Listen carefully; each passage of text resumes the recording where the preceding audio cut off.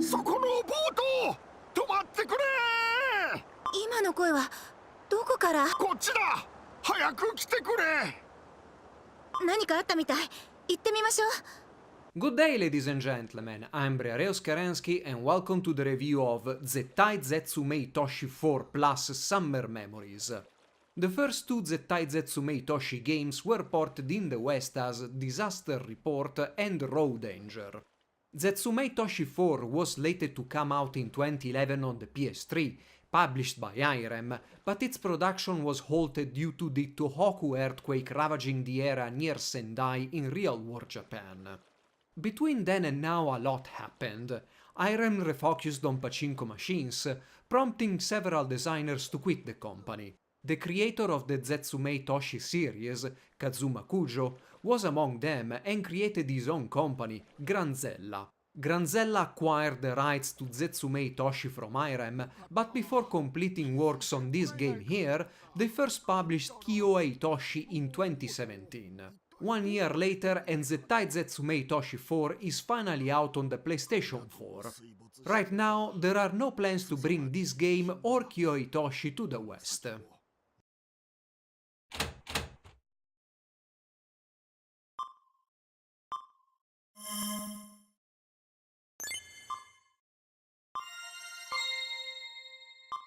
This 7 years delay wasn't kind to Zetsumei Toshi 4.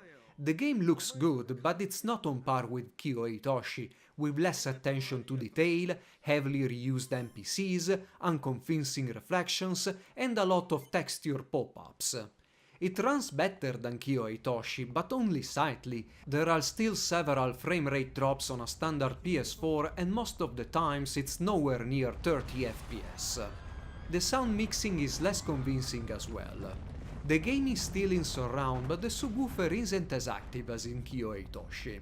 It must be said that Zetsumei 4 prefers to show the aftermath of a destructive act rather than putting the player in the midst of it, although there are a few scenes where you have to act fast or die. There are no quick time events. When an earthquake strikes, you need to brace or you will fall, losing health and building up stress. There are still a handful of scenes that will kill you the first time because you don't know whether to brace, run from something, or avoid standing in a specific place, but checkpoints are plentiful.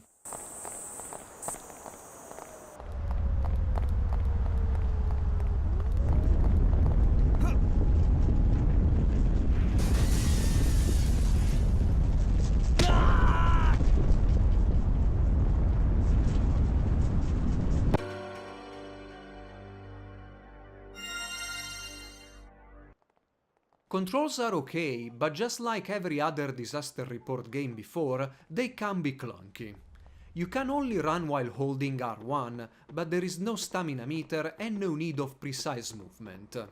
To crawl around you need to hold down the brace button, and your character always needs a second or two before starting to move around. There is a shout button, and in a couple of situations you'll hear people calling for help, but shouting won't prompt them to reply, so it's completely pointless. Backpack management is simply based on the number of items one can hold, and throughout the game there is a steady supply of ever larger backpacks to store food, drinks, clothes and other stuff. You need to eat, drink and go to the bathroom, but all these needs are just based on a timer on when you reach a new location or story chapter, rather than being based on your actions, like constantly running in torrid weather or drinking a lot in one go. There is also a morality system, in which your choices will award good or bad karma points. Helping out others with a smile on your face or distributing supplies for free will get you good points. Turn a blind eye to people suffering, sell items above their price, or downright steal stuff and you'll get bad points. However, these points don't influence what will happen in the game or choices available, they are a simple counter.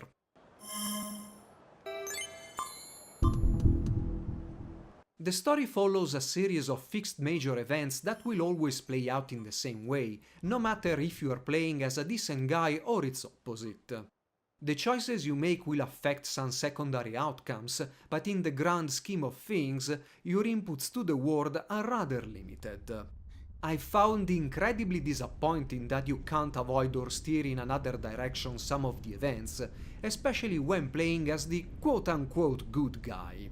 It's difficult to talk about this without spoiling the game, but here lies the biggest problem I have with Zetsumei Toshi 4. Tone.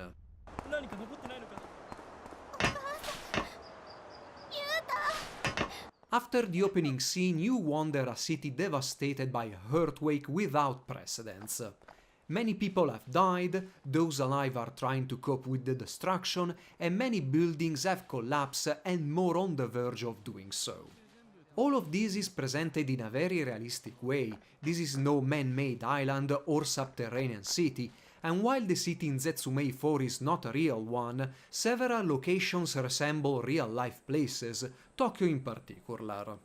Secondary characters sprinkle some human drama into the game, and for the first hours it seems Zetsumei Toshi 4 wants to represent a disaster in a relatively realistic way.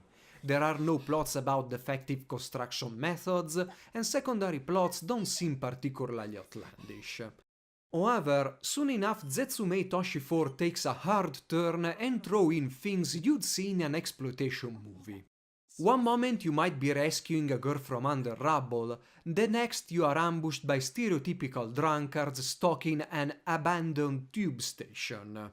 The game continues with these wild tone swings all throughout its duration, culminating in an ending sequence that's more at home in a bad action flick than in a video game trying to recreate a real-life disaster.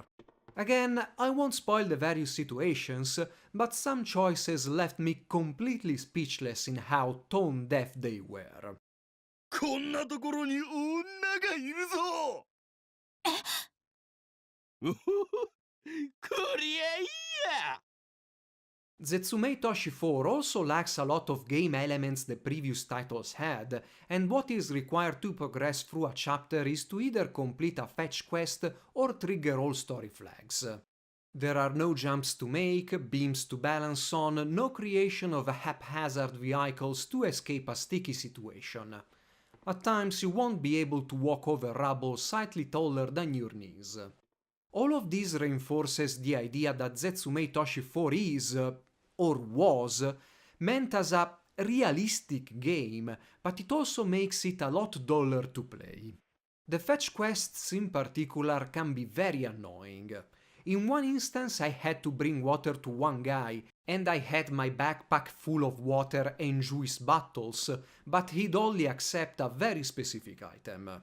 The most intense section of the game is the stealth section, but to fail that you need to be right next to your opposition. They won't catch you even if you are a few meters right in front of them with a spotlight shining down on you.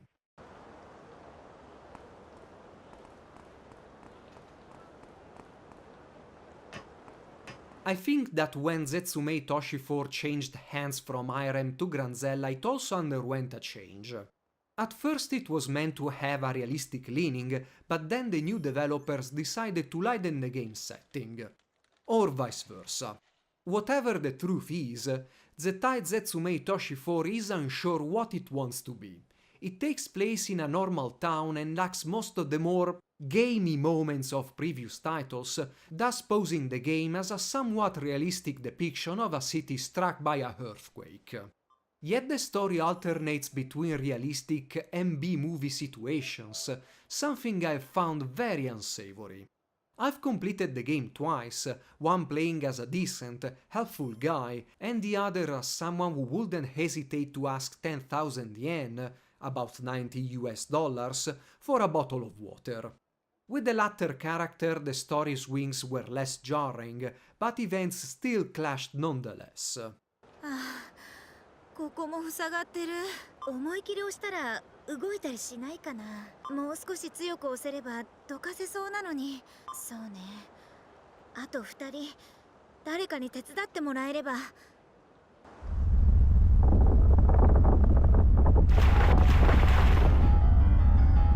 Do I recommend Zettai Zetsumei Toshi 4 Plus Summer Memories? only if you are a fan of the series, and still it will come short of previous entries, in which I include Zettai Toshi. I hope you have enjoyed this review and you'll stick around for more. Briareos Kerensky, over and out.